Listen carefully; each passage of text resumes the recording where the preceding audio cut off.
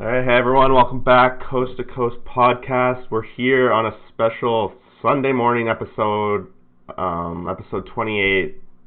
We're right back into it. The conference finals are about to kick off tonight. All three game sevens over the past 2 days they're pretty entertaining. I don't, except for I guess last night's was pretty much a blowout. But yeah, I don't. How are things going with you, Torrey? I know we talked a bit off the air, but what do you think?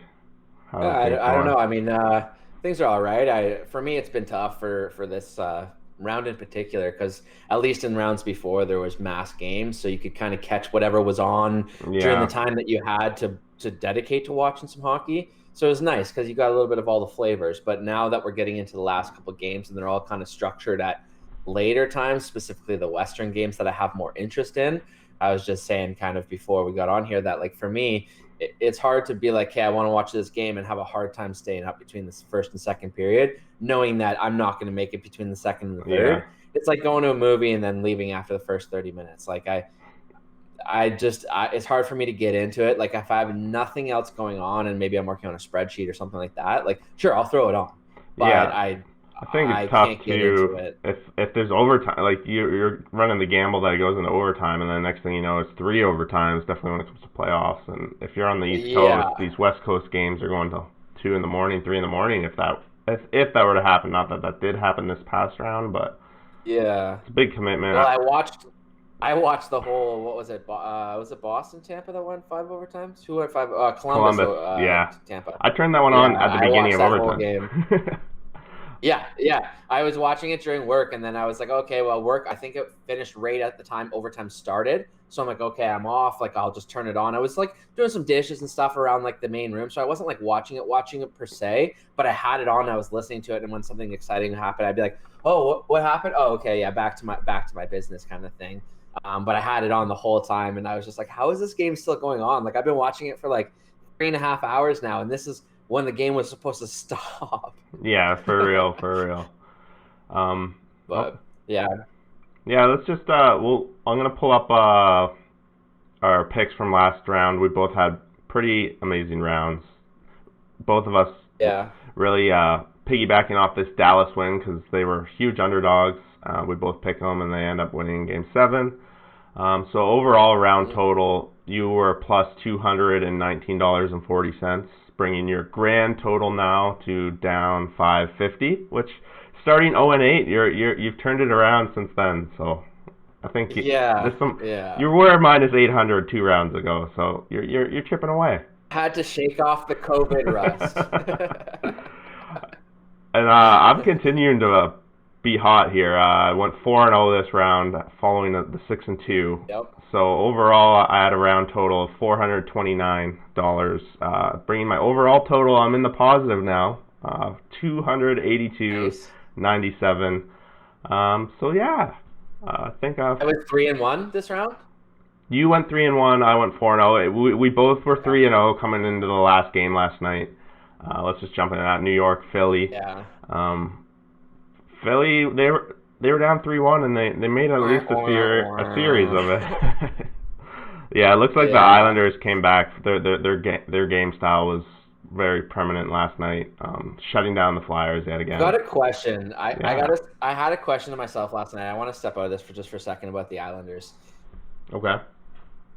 It has a two points thing. One is why does the NHL go to a different style hockey in the playoffs? And two, the NHL, are they not hitting themselves in the foot or chasing their own tail if they combine that with people not being able to play? Sorry, I totally lost my train of thought. What was I talking about?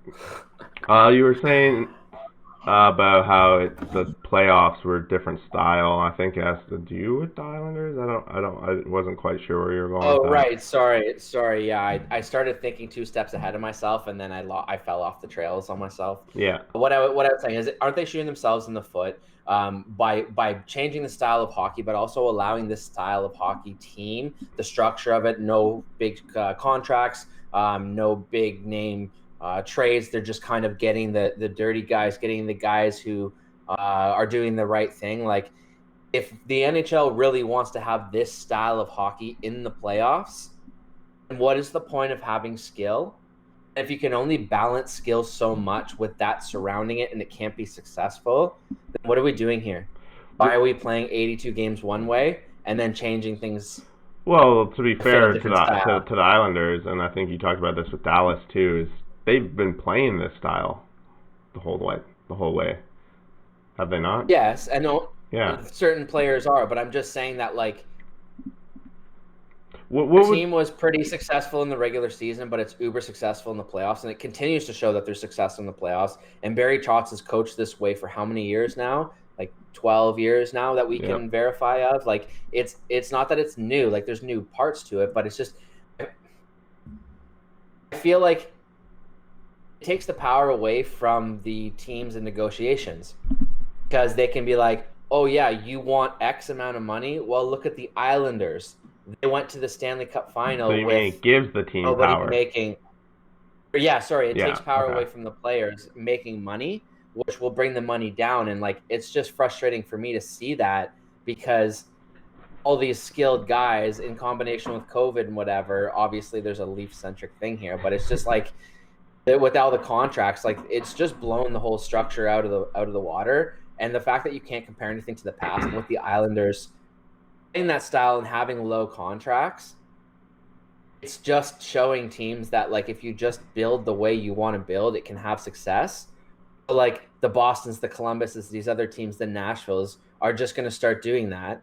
They'll be mediocre teams in the regular season, but when playoffs come, they'll just start upsetting all the skilled teams, which you won't have the Matthews, the Crosbys, these skilled players in the second, the third, the fourth round. Like I don't know. they're only shooting Barzal has been themselves in the friggin' foot. amazing though.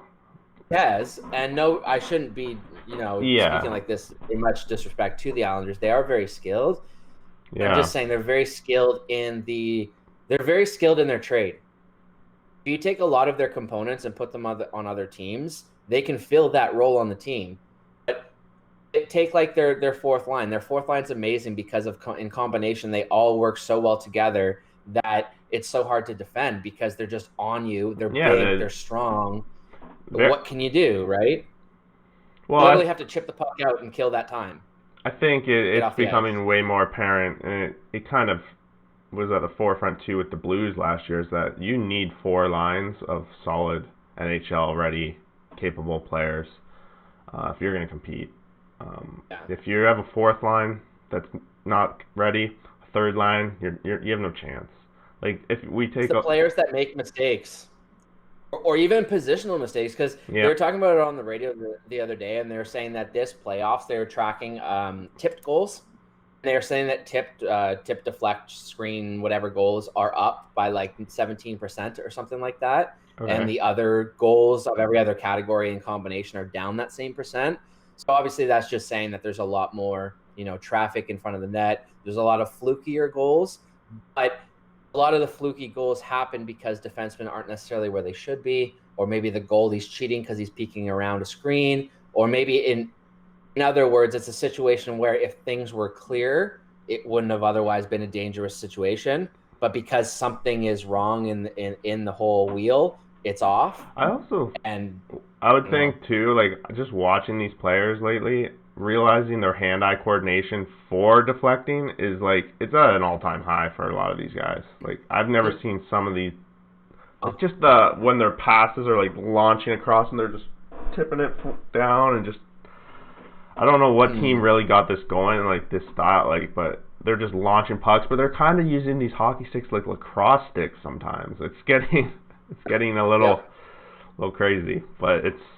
Like you said. It is, but it's also kind of dangerous because the more success you have at high tips means the more puck traffic, the more stick traffic, the more arm traffic of guys trying to go like this or whatever, blocking the shot. You're going to have a lot more traffic in the face, jaw, teeth, eye region. It's almost time to go to mass. There's visors, but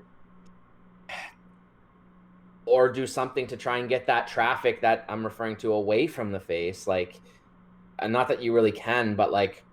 Yeah. There's got to be other ways. Like you look at the defensemen nowadays, they're big and beefy. They're long. They use a long stick.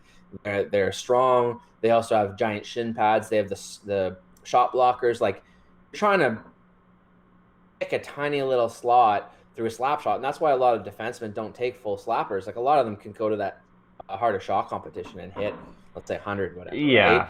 But they can't use that shot. They got to tone that down to, he said 60% and 70% were like the general rule of thumb as defensemen, because you got to put it where you actually need to put it. Right? Yeah, it's accuracy more than power at this point of the. Yeah, for sure.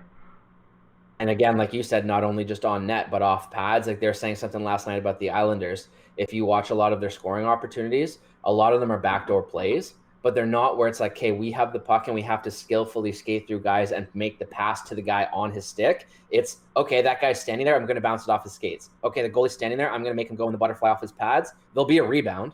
It's just a matter of whether it goes on our stick. And they had, I think they showed 7 or 8 goals, and they were all shots or tips that came right off the pads just outside the crease, within 4 to 5 feet of the crease, that were just banged in by whoever. Fill in the blank. Any NHL player can bang it in an empty net most of the time from there, right? As long as they read the deflection or the tip off the pads. But like, it's incredible that like the Islanders now are showing a new game where you almost use the goalie as a pass. Like the tip pass used to be the tip pass up in the middle, right? Using the goalie. Now they've almost flipped the triangle around and used the goalie. Yeah. You can't leave your 5-hole open, right? You have to close your legs and let the puck hit it.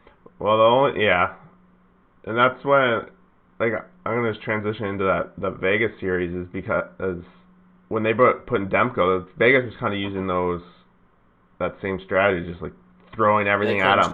They just couldn't score on the guy. They were they were throwing pucks at him. I think at one point he had let in 1 goal and it was over 110 shots.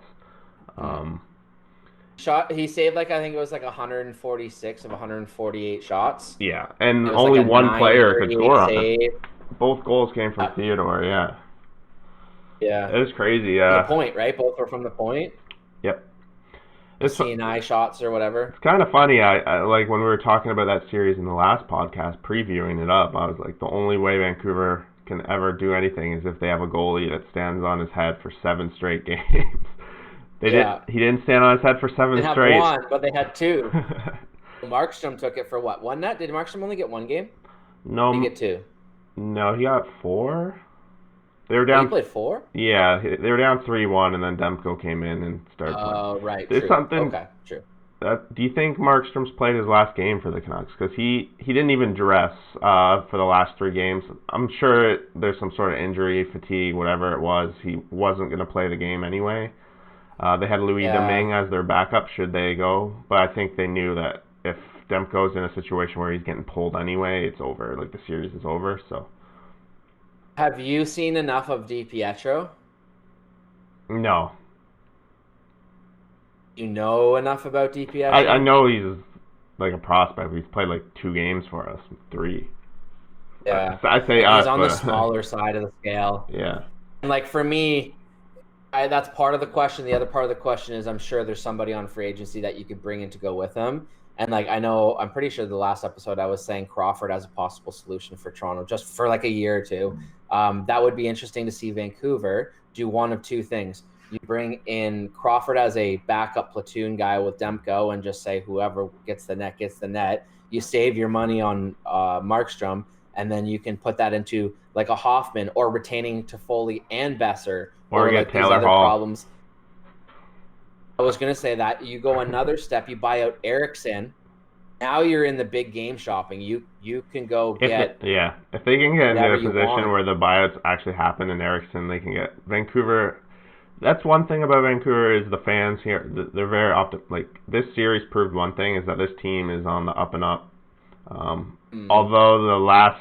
I don't know, you didn't watch Game 7, but... I'm sure you saw the Leonard save. Did you see that? Did the glove save? Yeah. So that basically, as soon as it was 0-0 at that point, Besser couldn't put it away past Leonard. Incredible save, and that was, I think, during that game. I don't think if you know, Vancouver halfway through the game had 6 shots in 30 minutes. I heard, but so Vegas was just all over them, but they were Vancouver's playing the style that. And they did this the game before, is you make one mistake, they get a 2-on-1, they score, and that's how they won the game. That's how they won Game 6, and they could have won Game 7 had Besser put that past Leonard, and they were up 1-0. They're playing way different, so I think they should be happy. Game 7 for Vegas, I'm sure, is a little scary for that team. They didn't really deserve better fate, but it's hockey, bounces. When I woke up that morning, I had the vibe that like it wasn't a good day for hockey, and that was the day where it was both Vegas and Vancouver and Colorado and Dallas played, and Colorado Dallas went to overtime, and I was like, great, we're gonna have a Vancouver Colorado West final. I was like, great, fantastic.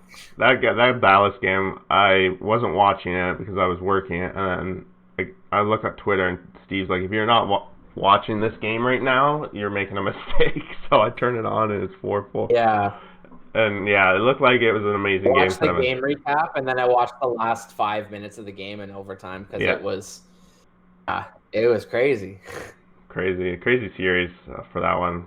It's a roller coaster. I think that might have been one of the best series so far this year. Colorado Dallas. Yeah, very well could have been. Yeah. To be fair, like this was our first set of Game 7s this round, and we had 3 of them in there, so it was a little closer. Look, do you want to touch on Boston Tampa? To me, I honestly didn't watch too much of this. It was the one that was over in 5. I watched a lot of this. Okay. It was a good series. I was straight up cheering against Boston as much as I was also cheering for Tampa. So I was on both sides of the scale, like against Boston, because I just wanted to see Tampa get through, and I hate Boston. So like, come on. So I just didn't want to see it. So I was happy to see Tampa tackle that. A couple overtime wins, my next opinions for when we do our predictions, but a couple overtime wins. They played well. I do think might be the first one to mention this. I think that people have to actually step outside of everything and really think about this for a second. What if A, Tuukka Rask retires, or B, Tuukka comes back and Boston? Because with Tuukka Rask, that series could have been different. It could have been. Halak did not play great. Did not play great. Okay. He gave up 2 games for sure. It was almost on his back that 2 of the games lost. But like they came out, they said the right things. You know, they were in support of Rask. But be honest, if Rask was there, it could have been a different series. Yeah. So I feel like a lot of fans are going to pin it on him. If he finally comes back and a lot of the fans turn on him, maybe he has a sour start to next season. Perhaps he asks for a trade. What are the top chances here we're looking that Boston might have to look at using Rask via trade, expansion, or retirement? I think, it's a very good chance, too. We're talking about this off the pod, but how the up-and-coming teams in this division, if there's a couple up-and-coming teams like Montreal or whoever, Buffalo, then Ottawa, then maybe, depending who they get. But then teams have to fall out, and to me, a lot of it's going to be pointing at this team. It's pretty much like they do have some depth, but for the most part, they're a one-line team.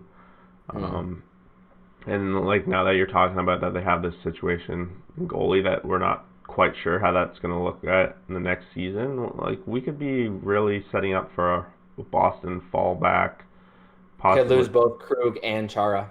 Exactly. And Chara's not a big loss, but he is in the locker room and the aura of a Boston Bruin. Yeah, he represents a Bruin pretty well, yeah. Yeah. But yeah, I don't know. It's going to be interesting how they go forward. Like you, I've never been a huge fan of the team, but they play a kind of hockey that seems to have worked in the past, so you got to at least respect it a little bit. But I don't know. It's going to be, of all the teams that kind of went out this round, I think that they are the ones that are more likely to take a step back. Like this could be a peaking point for them now. Whereas the other teams that lost are kind of seem to be on trajectory. You got Colorado going up, Vancouver going up, Philadelphia going up. So like that's the way I kind of see this.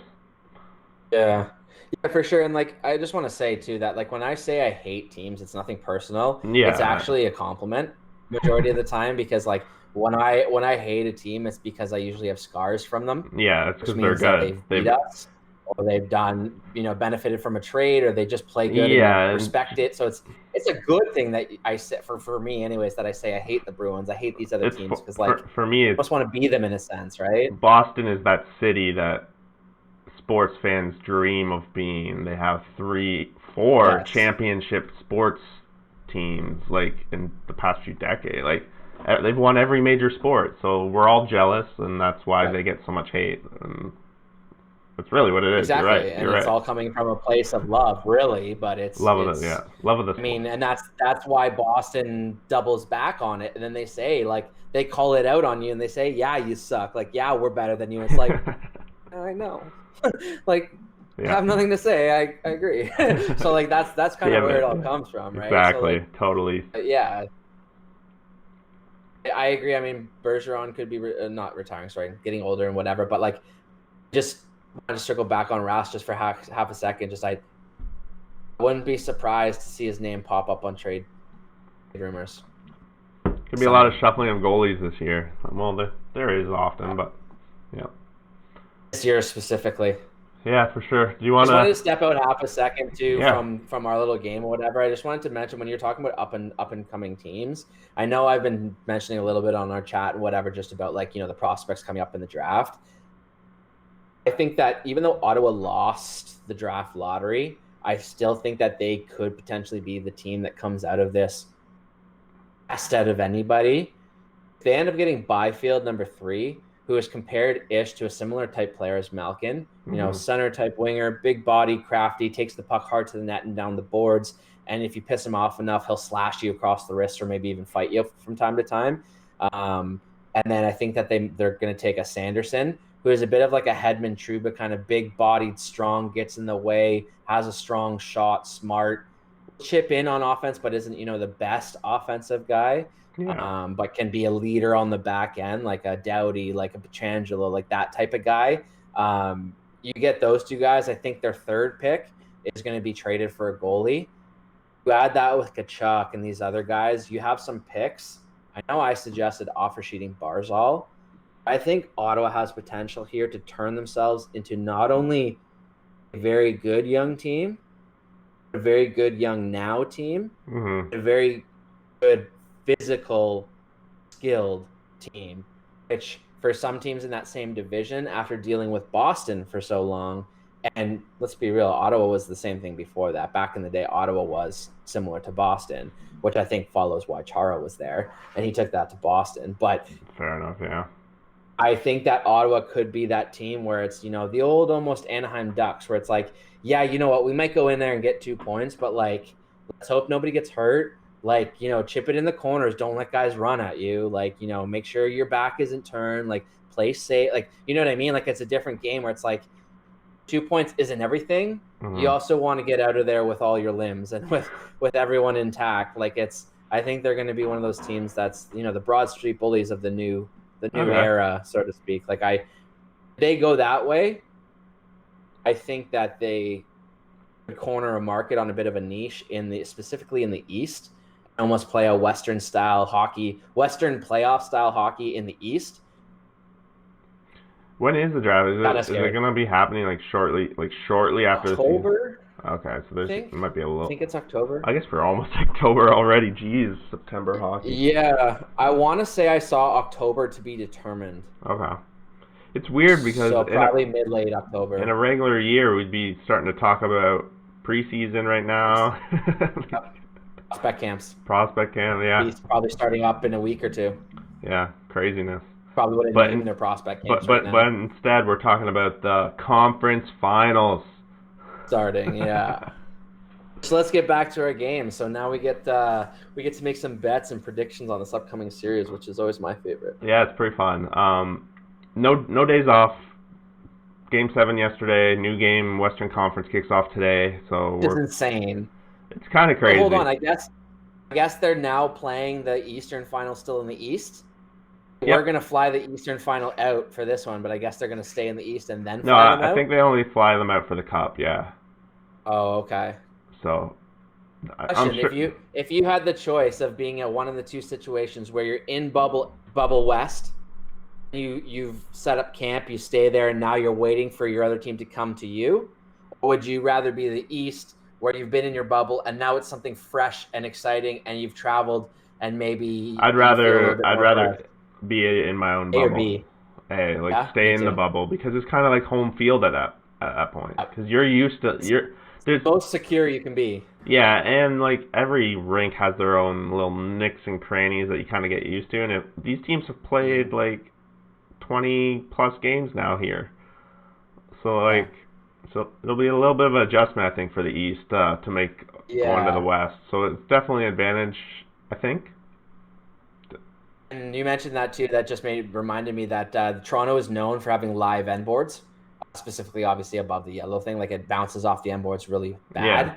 bad. So like you there was some strategies in the Eastern games where guys were specifically shooting feet wide so that it would come out the other side, like live, almost like a pass on somebody behind the net. And if you almost adapted or got used to something like that, and then you go and the end boards are dead, well, that might change that half-inch play or like the feel of how it's going to bounce off the boards, right? And Mhm. then all of a sudden you have to react to a bad bounce or something. Like, right, small little things like that could make the difference. Yeah. Totally. Totally. Okay. Let's kick off with the East because I think this is one Yeah. you want to talk about a little bit. It's Tampa. We got the Islanders. Tampa Bay, pretty big favorites. I'm actually a little surprised at this. Minus 210, with the Mm. New York Islanders paying 175 as the underdogs. I'll let you kick this one off. I have my thoughts Islanders on. all the way. Islanders to the Cup final. Yeah, just I'm straight up. saying, I'll say that I'm not going to blow my West Side just yet, but I'm going Islanders. That's before I even looked at the odds, and when I looked at Oh, the odds and they were that much of a favorite, I was like, all right, I'm going with the Islanders. Like I'm just going with the Islanders. So that much of an I think the underdog. Islanders are going to smother Tampa. What's that? You said that much of a favorite. They're an underdog, like a big Or underdog. sorry, Yeah, yes, yeah. yeah, But sorry, my favored on mistake. your Yeah, money. Yeah, the yeah, sorry, yeah, the better payout, better whatever yeah. I was trying to say there. Yeah, good catch, thank you. But yeah, I'm going Islanders for sure. Um, I think Stamkos is going to come back maybe game 2. As I've Mhm. mentioned in the past on the podcast, it's hard sometimes. Well, look at what happened with St. Louis. It's hard sometimes when a top piece wants the role back that they thrived in. They've got to kind of almost work their way back on the job. Mhm. Those situations can sometimes be disruptive individually, which takes away from the team component, which obviously a team component takes you the furthest in the playoffs, right? One for Yeah. all for one kind of thing. So I think it's almost like, how can you not put Stamkos back in the lineup? Like, it'd be stupid to have him healthy and be like, hey, he's not in the lineup. Then he's not also on the power play, whatever. And then if you put him on the second power play unit and then the power play sucks, then there's questions on that. Like, it's a no-win situation, right? Yeah. I think that could be a distraction. And I I just think feel like the he's their Islanders are going to captain, is he smother. not? He is, yep. I think that's got to be a pretty big boost to morale. Some people have mentioned to watch out for his name and trade rumors this offseason, because you see the cap you'd save with him. Yes, it's Stamkos. Yes, he's an elite shooter and player and everything, but they've gone this far without him. And every Yeah. year he seems to be hurt. Every So year. Yeah. maybe it's time to get a guy in the lineup that doesn't get hurt and can help Kucherov be better, can help Point be better. I would never do that, really, unless I was like pinned into a corner. But just, you have to think about it, right? You have to test the waters, see least, what's yeah. out there. Yeah. I don't know. Makes sense to me. Islanders are going to take it in 6, I think. I Well, don't think Tampa's going to have the offense. I think Vasilevsky is going to be key. I think he's going to make a ton of real incredible saves. Like, he'll almost be the MVP for Tampa in the series. But I think it's Islanders 6 in a low scoring matchup, which is why I favor okay. Islanders. So for me, I'm taking Tampa to win the series in 6. In games, nice. Yeah, here's the thing. Yeah, the odds the odds are not good. Like realistically outside of this game, I wouldn't be betting this series. because I do think Tampa wins, but Stay away. the price is it's just too much. And when you have value like 175, it's interesting, but there's an old saying that value is only value, but you still have to win the game, and I just don't see them winning. There's a couple things Yeah. as to what kind of like I think Tampa is kind of used to playing against a team with this kind of style a little bit. When they dealt with Columbus last year, they handled Columbus this year. Columbus, in my mind, is very similar, not as skilled, but they do play the similar defensive lockdown kind of hockey. I think Columbus is the poor man's version. Or Exactly, and Tampa handled them this year, and Tampa has experience. I think some of these did they handle them? They went to overtime 2 or 3 times, and there was they handled them. All right, games with them empty nets. Like they barely got by them. All right, well, fair enough, but they're ready. They're smelling the cup. They're ready. They've had the extra rest, and I think they have the extra rest, which was going to be my second point.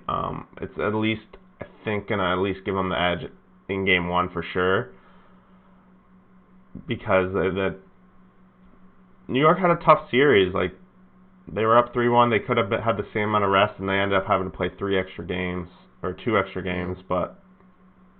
I'm giving the extra rest. They're going to get to a 1-0 lead, and from there, I think they'll be able to win out the rest. So that's how I'm leaning Tampa. They're also were my pick to be the Eastern Conference champs at the beginning, so I feel like I have to stick with them this whole way. That's true. That's true. Both my teams are still alive. I think both your teams are still alive, but you're going against one of them with New York. I think you had Tampa, or did you have Philly? I forget. I think you had Tampa. Doesn't matter what I have. Doesn't matter. You're going for the glory. Things change. Yeah. Things change. Sure. But yeah, that's my thoughts of this one. That takes us to the West, I think. It does. If we want to go to. But I just do want to do one last thing on New York, though. I've underestimated them pretty much the whole playoff from the beginning. I picked Florida. I did pick them the next 2 rounds, but that's because of their price.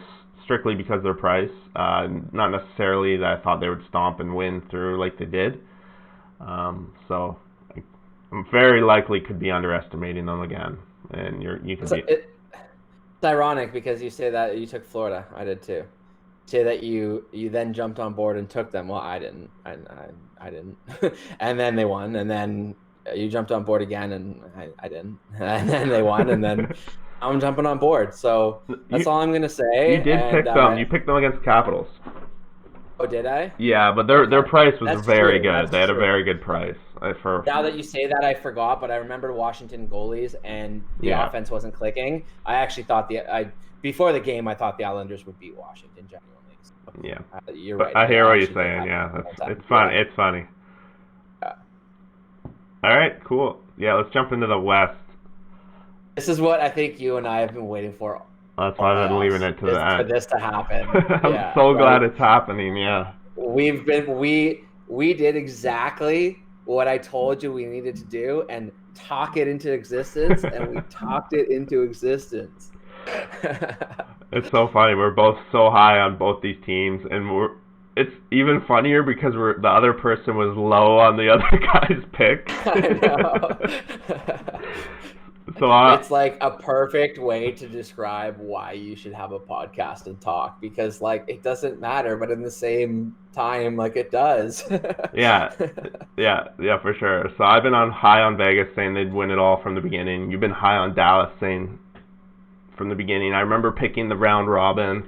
I'm picking Dallas to be last. You're picking Vegas to be last in the round robin, and it's just like, here we are. We can finally settle the score. We probably both know our picks already, which for you is a little. Absolutely, everyone knows it. It's a little bit of a bonus because Dallas is such a huge underdog in the betting markets. Which, as much as I love Vegas, I think it's crazy that they're favored this much against this Dallas team. Question. Did you hear about the Dallas? I want to be wrong with this. Dallas had a bunch of owners or season ticket holders or something give up their ownership or whatever because of the Black Lives Matter movement. Yeah, season ticket holders saying they're not going to renew, and I did hear that. Okay. Do you think that some people are just absolutely straight up refusing to bet Dallas because of anything? Do you think that has any sort of wrapping into the odds at all? No, I don't. Not even like 1%? It could be. It'd be a small percent. The thing with betting markets is that they're logical for the most part. Okay. I do think the public all playoff has underestimated Dallas. They had Dallas at the same odds last round, and we both jumped on it right away because we knew that Dallas was not. They had better than a 30% And chance. sorry, I didn't mean betting against Dallas. I Just just not meant betting. not bidding on Dallas. No, I know Yeah. what you're saying. I really think it's just the public in general is very high on Vegas at this point. Okay. They've been high on them for a while now, but like I don't know, they've ever since even like last year, like they're just hammering. I don't know why. I can't really explain to me, like, as much as I'm picking Vegas, I have to pick Vegas. Like at this point, just putting that in there. I genuinely think. Sorry. It's just not a good wager for your money. Like I'm betting $100, I'll win No, it's 40. Dallas. I'm a realist. I know Dallas has a very good shot at this series. Yeah. And for the record, I think it's a coin flip. Like between the betting and talk whatever, all that other stuff on the side, I genuinely think it's a coin flip. I think 3 or more games will go to at least one overtime. I think that they'll all be 1 or 2 goal games. Like I don't think there'll be any blowouts. This series genuinely could be better hockey than the Cup final itself. This could be the best series in the playoffs. I do. This might be my biases speaking, but I do think that it's potential that Vegas does annihilate them in 5 or 6 games. Think so? I think there's potential. Vegas is stronger than Colorado. Colorado put them to 7. Vegas has a much better goaltender than Colorado was throwing out there at the end, Hutchison. Yes. Vegas was this again. This is me. I've watched every Vegas game this playoff. I watched all 7 against Vancouver. Vegas, their puck possession, control, and just offensive zone possession it's better than I've seen in a lot of teams, at all. So Hudobin's gonna have to play really, really well. Dallas is gonna have to play very well, but they're capable. They have some depth too. They have some strong defensemen. My pick is. It's funny that you mentioned. Yeah. I was just gonna say Vegas in 6 is what I was gonna say. Yeah, Vegas in 6. Yeah. How many games in overtime? It's for fun. Under 3 or over? Maybe 3? 1. 2.5. 2.5. Under 2.5. Under 2.5. Under. Yeah. Okay. Just make the line 1.5, and I'd take under. So 1.5. Yeah. Yeah. Okay. So if it's 1.5, I would take over that for sure. Yeah. So for sure. I was gonna say I just wanted to touch on the goalies for half a second. Yeah. Just I've mentioned a bunch of times that I believe that in a 2-goalie system, and I've been saying the whole time that I think that part of the reason why I was hot on Vegas and Dallas going this far was because they had the 2-goalie system. I don't really know what is going on with Bishop. So, that's a major red flag to me. Mm-hmm. So to dip into what you're saying, there is potential for Vegas to blow them out. Yes, and if that happens, if the floodgates open in net, absolutely it could be an off series. But if that situation gets figured out, whatever is going on there, in time for the series, in time for the meaty part of the series, so past game 1, maybe 2, it should be a good series. But that's the one major red flag for me right now on Dallas. But I hope for the sake of the series and the sake of watching good hockey, it's not. Yeah. But obviously it's lingering. So did you see the Ryan Reeves hit? I wanted to touch on it. I did. So it's interesting. This hit happens when it's 0-0, and I don't know if you remember how Vegas went home last year.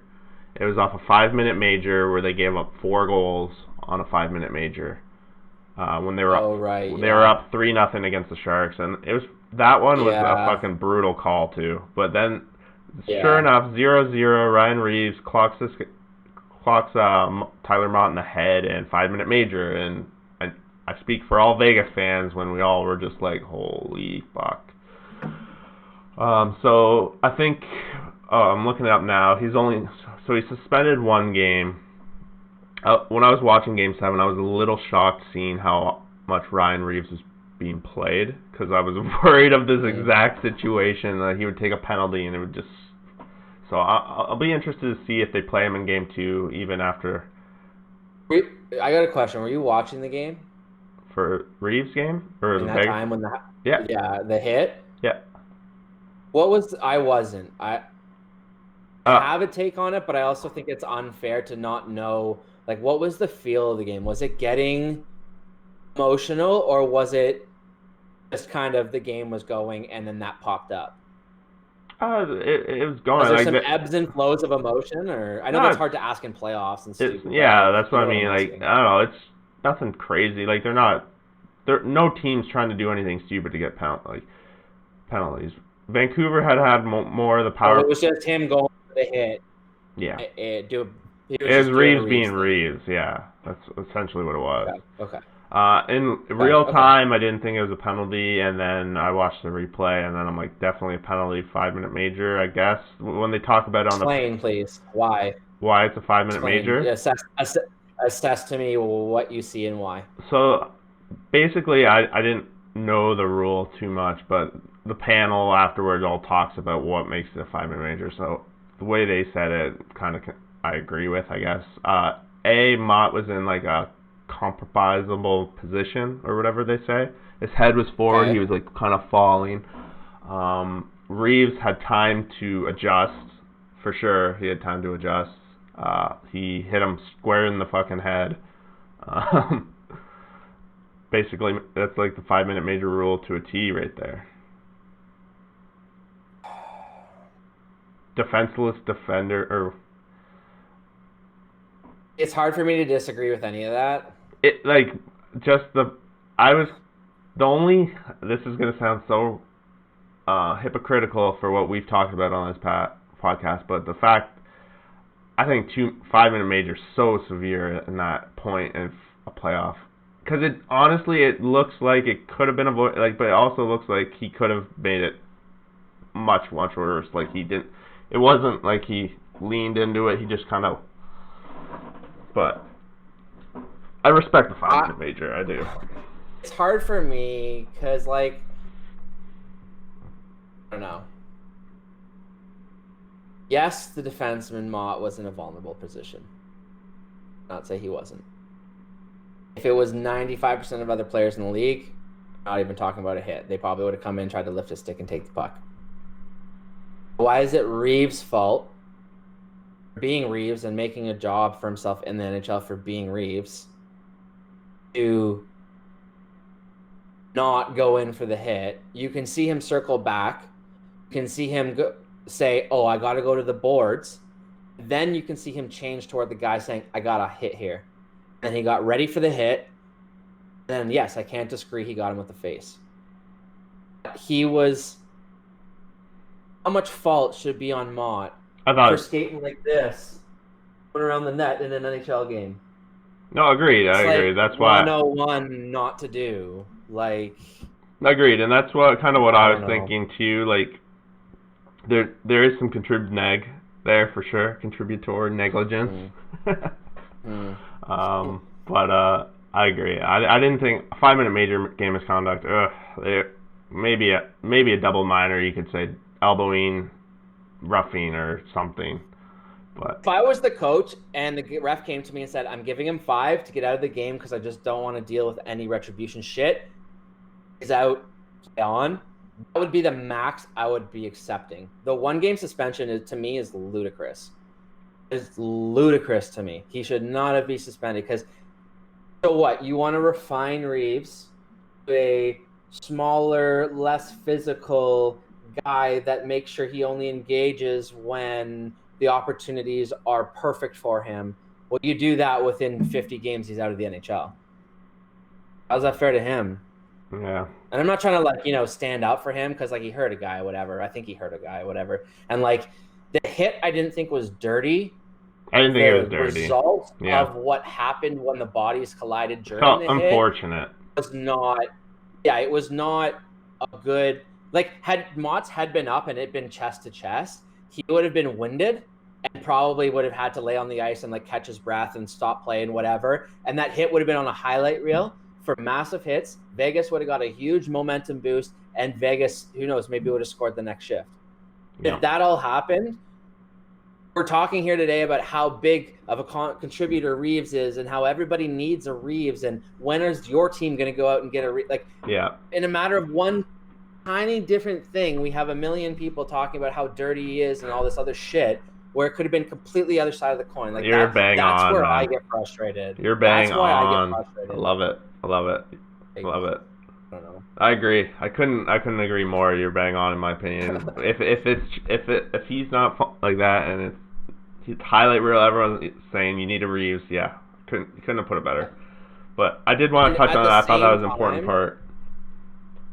Yeah, one other thing. I was reading up the kind of outside of sport here. There was a video I was watching yesterday on how the hardest thing to do in sports is to hit a baseball, and it was just breaking down like the time that you need like for the human brain to process an image, and then the time for your brain to trigger the sensation to swing, and all these other things, right?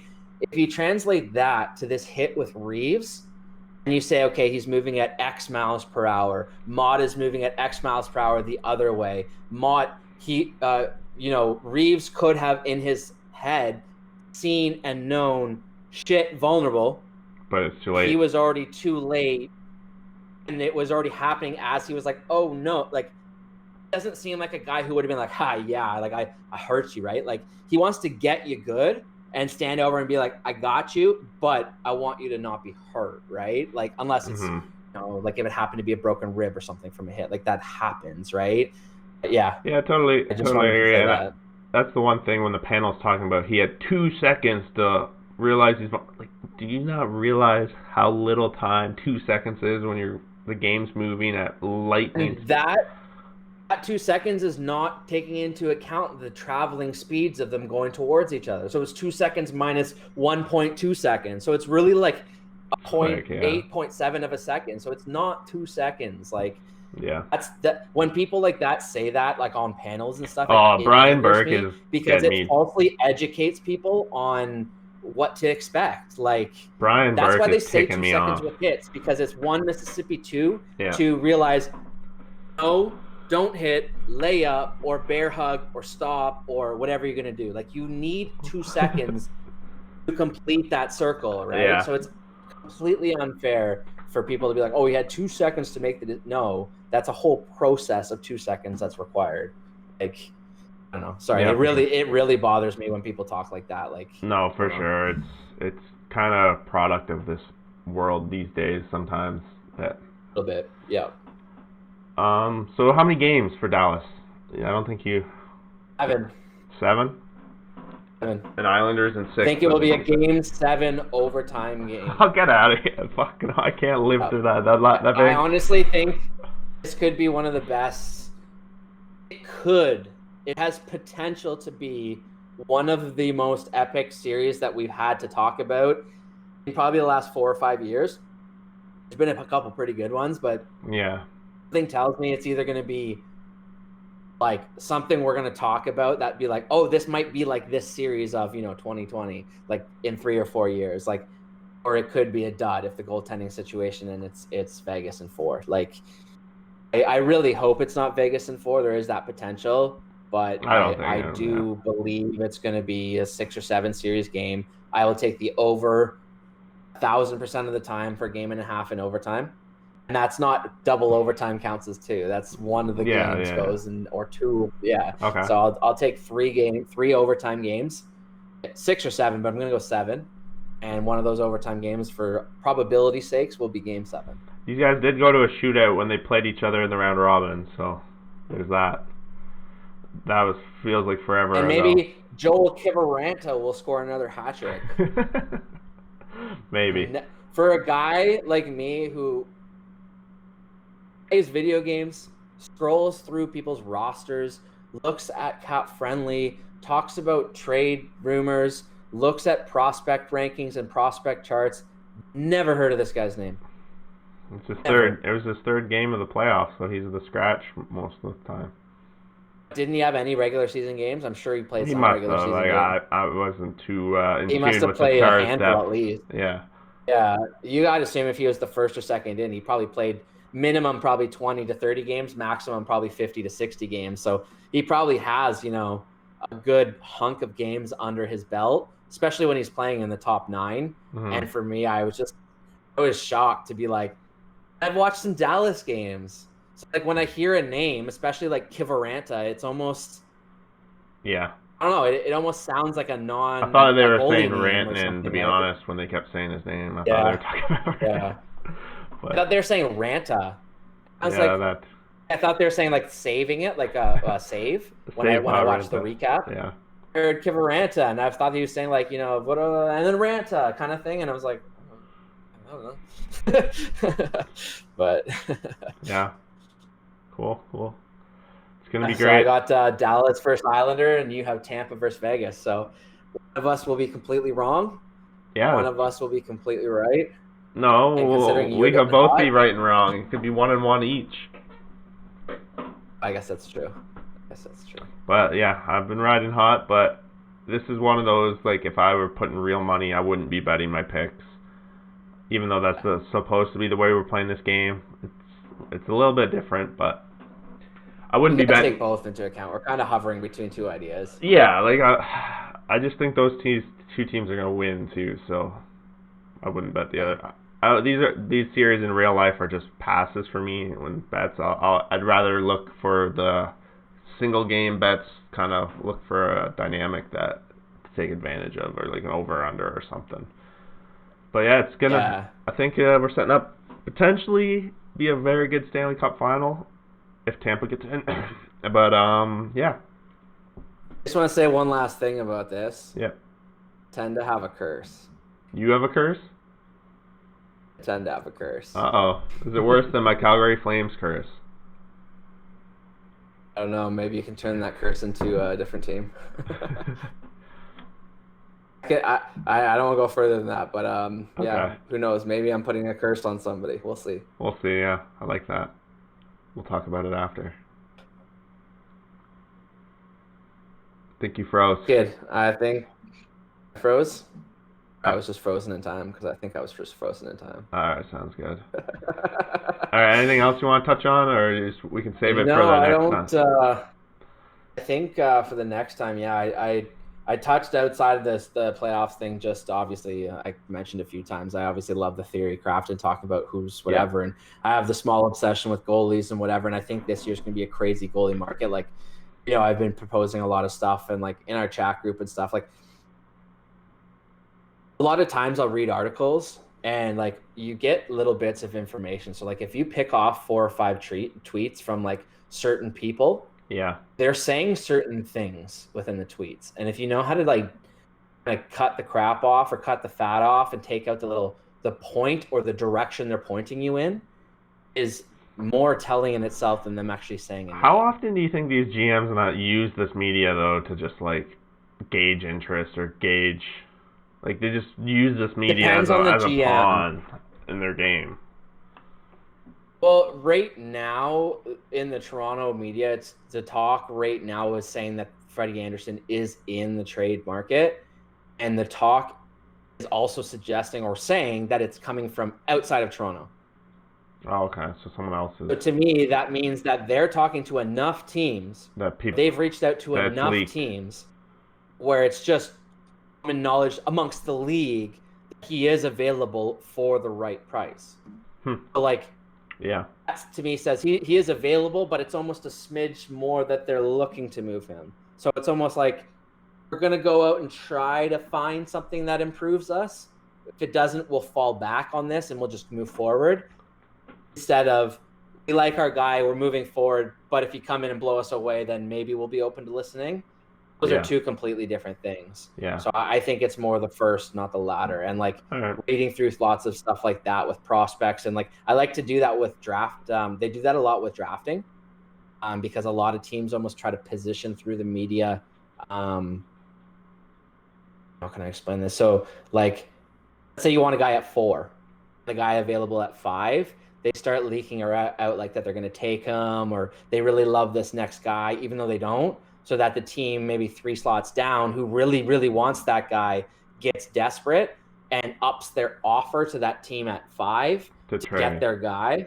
So like a lot of the times then they will definitely use media or use other teams or leak even false information to try and light fires or like create smoke screens or however you want to look at it in that sense. But in terms of like these other things, I think most of it comes from outside the team, other markets that lingers back to their market.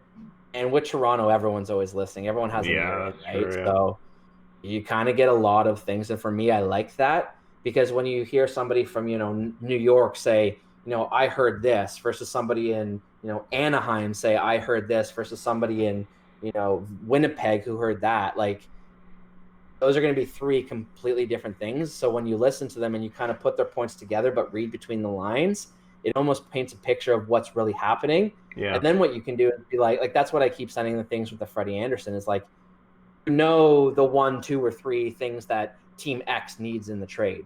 X and Y that team B needs. So like you can kind of be like, yeah, well, if they're not going to make this trade, they're not going to make that trade. This piece doesn't make sense. This contract's too high. That guy's a free agent. Like you can start taking names out of the equation. And then when you're looking at the final couple, then all you need is a tweet to be like, Darren Dreger says, this player X has been discussed with Toronto. Then okay, this is the foundation of the trade they're talking about. Whether they make the trade, who knows? Whether there's an extra, 5th rounder in there or, this is our 7th round pick from 3 years ago we don't really like, but you like him because of his size, so we'll just throw him your way. Like those kind of pieces, you never know what they're going to be because everybody likes something different. Yeah. But you can at least kind of get the bare bones. And that's what I like to do is kind of theory craft, so to speak, that into the last little bit.